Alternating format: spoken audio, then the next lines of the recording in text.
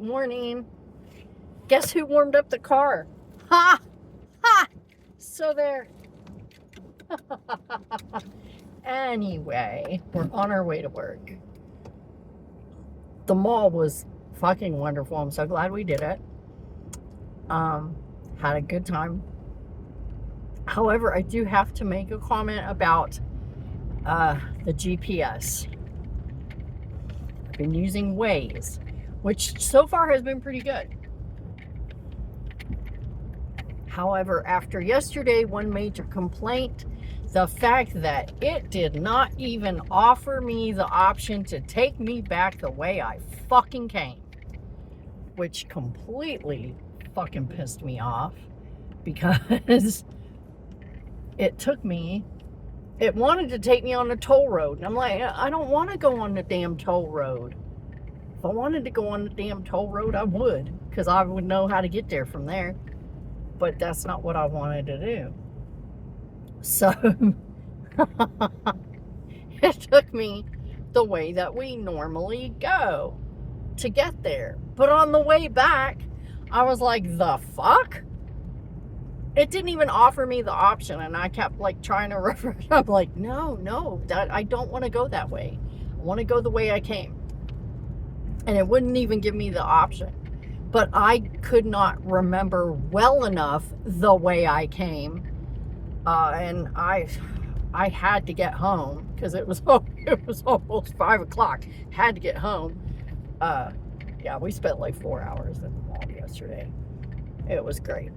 But yeah, it took me through the goddamn wilderness, which did not make me happy at all. I was quite upset about that. That it took us through the goddamn wilderness. It's really pissed me off. But yeah, that's the only complaint I had about yesterday. We had a really good time at the mall. We looked around at a bunch of stuff. Specifically went just to iShop. We did not go to buy anything. We just wanted to look around and get out of the house and see some things. And that's what we did. And I had a really good lunch. Really, really, really good lunch, which helped me all the way till this morning. I didn't even have supper last night because the lunch I had yesterday was so big.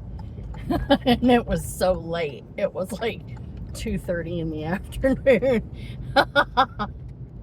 I had Chinese food, which I always love getting when I'm at the mall because it's the most like the takeout that I'm used to getting. You know, where you go and you get the takeout. It's just, if you know, you know. Anyway, we used to have this place down in Tulsa, and it was my favorite Chinese restaurant, my absolute favorite Chinese restaurant, because of the takeout, because the way the takeout was. And we don't have any place like that around here. Well, we do, but you have to drive like the next town over to get it, which isn't far. It's not far, but we don't really get the opportunity to get takeout very often. But there is a place where I go when I want takeout.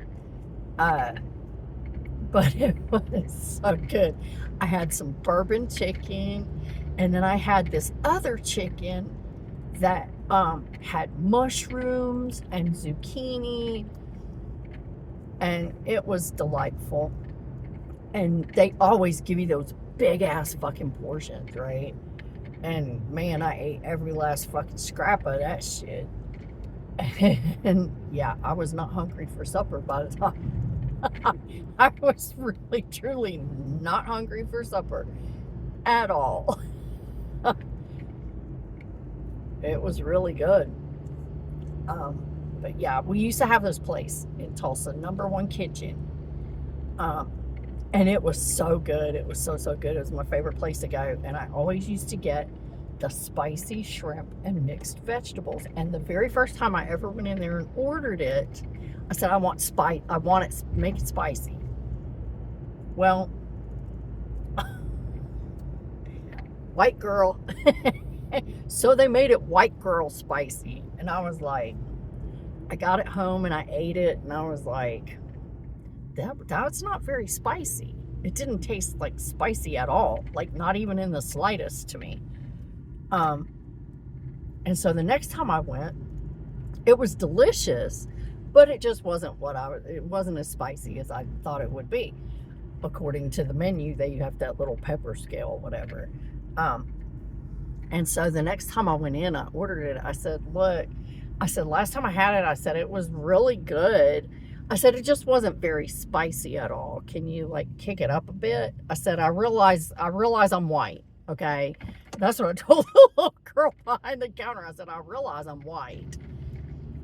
And I know that's why you didn't make it as spicy as it could be. But trust me, I can handle it. I said, you don't need to make it white girl spicy for me. And she started laughing, said something to the guy in the kitchen. He started laughing, nodding his head, and he's cooking. Every time I would come in, I'd go, no white girl spicy. I want spicy. She's like, okay, I got you.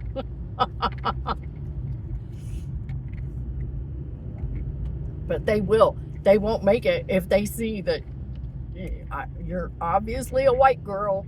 You cannot handle our spices. And I'm like, no, I really can't handle your spices. Pile them on. I said, make it extra spicy. It's not white girl spicy. And she would laugh every time I go in.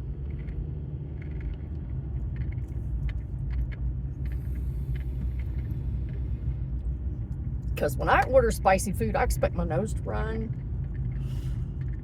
You know, and I expect it like to give a little kick to the back of my throat, to, you know, that little, ooh, that has a kick to it, you know. That's what I expect when I say I want spicy food. I expect my nose to run.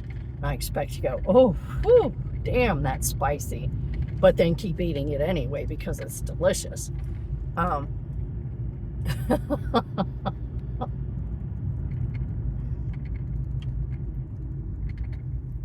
That's why when we tried to make the tamales, and it said to use these to make the sauce out of these dried chili peppers, I thought it was going to be spicy. And then I mixed it all together and did how it said. And I was like, let me just taste it just in case it's too hot. Because my son can't really handle as much spice as I can. So I dipped my finger in it, I tasted it, and I went, well, fuck, that's not spicy at all.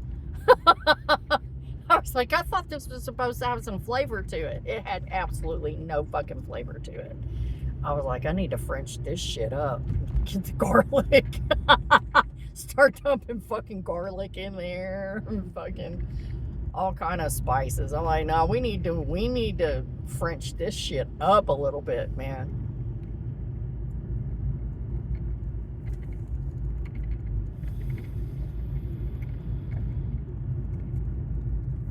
Oh, and yesterday, when I went to get my prescription, I just happened to run into one of the pharmacists from my store.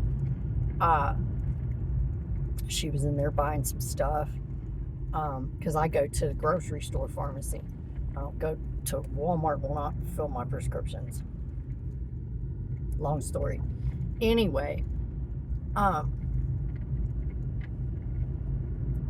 I ran into her and we were talking. She goes, you're off today?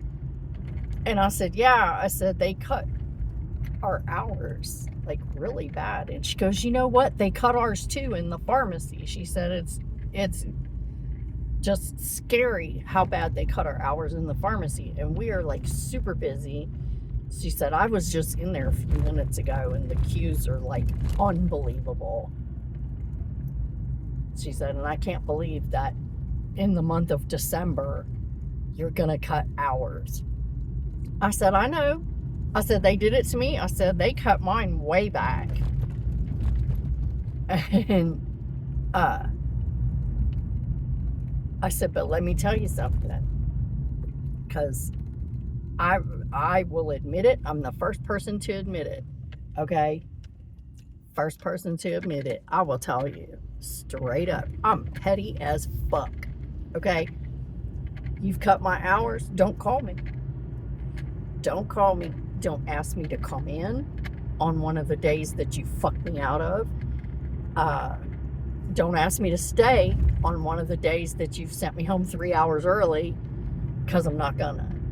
I need the money. Do I need the money? Fuck yeah, I need the money. But you know what? Fuck you. You thought you were trying to be cute and shit. And we've got to cut hours in December. Who cuts hours? Nobody cuts hours in December, right? But apparently they have. So I'm just at the point now with this company that, and it's not direct management or anything. It's not like at store level. And I know that because I've been doing this for this is my 35th year in grocery retail, okay? 35 years I've been playing this fucking game. Trust me. It's not store level management. It's not even district. A little bit district level management. Mostly upper management. That's dictating, okay, we need to cut this much out the budget. We need to cut this much because we're not meeting our goals and blah, blah, blah. So, you know, their Black Friday didn't go the way they hoped it would. Cyber Monday probably didn't go the way they hoped it would. And so, you know, they're cutting everybody's hours. That's great. Don't call me. Don't call me.